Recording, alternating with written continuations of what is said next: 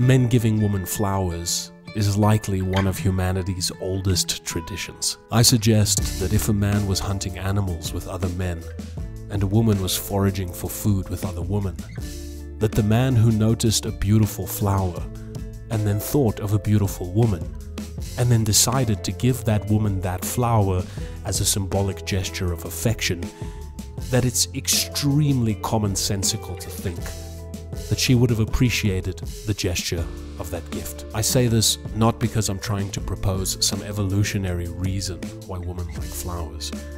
I mentioned the hunter-gatherer couple only to illustrate that the act of a man giving a woman a flower is likely and possibly one of humanity's most ancient traditions. We even have archaeological evidence that some bodies were laid in graves upon beds of flowers. Some sites even suggest that flowers were used by hunter-gatherers as decoration. Now, of course, in the world today, men do receive flowers, but they usually have to die first. On the other hand, there are entire businesses which offer the service of gifting flowers.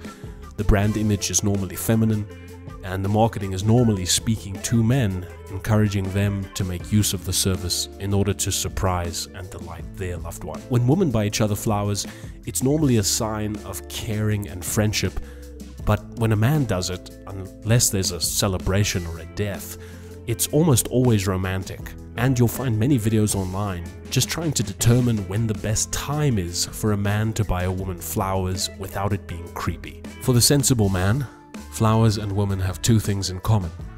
They look beautiful and they smell nice. And since beauty is transcendent, I can see beauty in both a bouquet and in my wife.